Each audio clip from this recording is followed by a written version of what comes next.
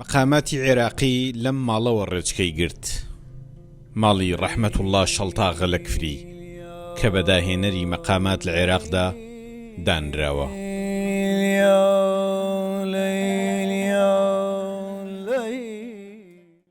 چەندین بەڵگا و دیکۆمنت لەسەرەوەیە کە مەقامی تەفلیس کە یەکێکە لە مەقامەت تایبەتەکان کە ڕەحمەت الله شەڵتاغ دای مەزراندووە لە کفریوە ئەو مەقامە سەرچاوی گرتووە.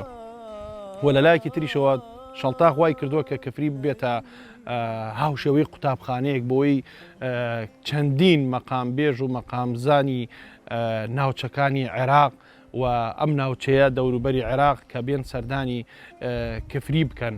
هەر کاتی هاتمێتە عێراق ئیلا سەردانی کفریان کردو بۆی کە بیانەوێ لە ئەلف و بێ مەقام ئاشنا بن، فێر بن و فێری ئەو مەقاماتانە بن کە شەڵتاغ هەمیشە وەکو داینەمۆ ڕۆڵێکی تایبەتی گێڕاوە. مەقاماتی عێراقی بەشایەتی هەموو مەقام بێژەکانی عێراق ئەوانەی کە شارەزان لە بواری مەقامە ئیشارەتیان داوەتێ کە لەسەر دەستی ڕەحمەت الله شەڵتاغ مەقاماتی عێراقی چووەتە سەر ڕێچکە زانستیەکەی. لەبەر بلیمەتی خۆی لە سەرەتای هەفتاکان یوسف عومەری گەورە مەقامبێژی عێراقی دەرامایەکی تەلەڤیزیۆنی پێشکەش کرد تەقەموسی شەخسیەتی ڕەحمەت الله شەڵتاغی کرد. بلیمەتی شەڵتاغ لەوا بووە خۆیشی مەقامی تەفلیسی داهێناوە.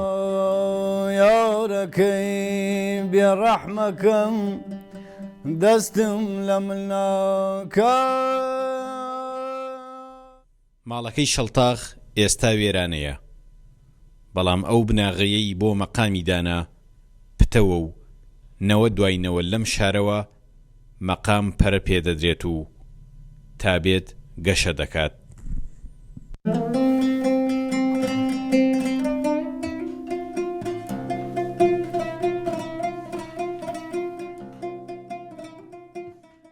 بە درێژایی مێژوو مەقامات لە کفری دانەبراوە. دوا بەدوای ئەوان قۆناغی مەلا عەبدوڵای خەتیب دێتە پێشەوە کە لەو سەردەما مەلا عەبدوڵای خەتیب، عەلی دێوانە، مەجید قێدان، حەمۆمین ئەحمەوەنەوش ئەمانە بلیمەت بوونە لە مەقامات. بە تایبەتی مەلا عەبدوڵای خەتیب کاتێ مامۆستا عەلی مەردان تێتە کفری باسی توانا و شارەزایی ئەوە کا لە بیرەوەرەکانی خۆیان. بەلوقمان و فەلاتون نەکرێت چارەی هەتا مردن لەیلی.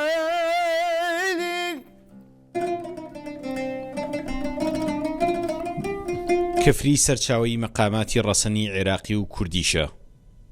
لەم شارەوە تەفلیز داهێنرا و قەتار و خاوکەر و ئەڵڵاویسی و ئای بەدەنگی پڕ لە ڕازی مەقام بێژەکانی گەشەی پێدرا.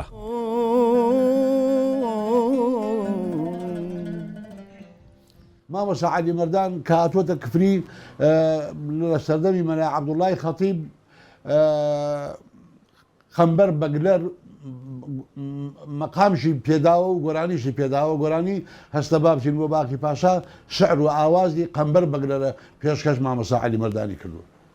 و لە هەمان کاتیشدا زۆربەی مەقام بێژە کوردەکان بەشێکی زۆریان لە ڕابردوودا دوای شەڵتاغ، مەلاوەلی و مەلا عەبدوڵای خەتیب ئەوانیش بە هەمان شێواز ڕۆڵێکی کاریگەریان گێڕاوە لە بواری مەقاماتە. دەیان مەقام بێژی تر هاتوونە فێری مەقام بوونە لە کفریەوە و هەر بۆشە کفری تاوەکو ئێستا ئەو ناوبانگەی پاراستووە کە پێڵێن مەزدەری مەقاماتی عێراقی یاخود چاوەکی مەقاماتی عێراقی. کە ئێمە باسی مەقاماتی عێراقیەکەین کفری سەرچاوەی مەقامە ڕەسەنە کوردیەکانیش بووە. ئەڵڵاوەیسی، قەتار و خاوکەر، خورشیدی، ئایای ئەمانە هەر لێرێشەوە برەوی پێدراوە. عزیزمەی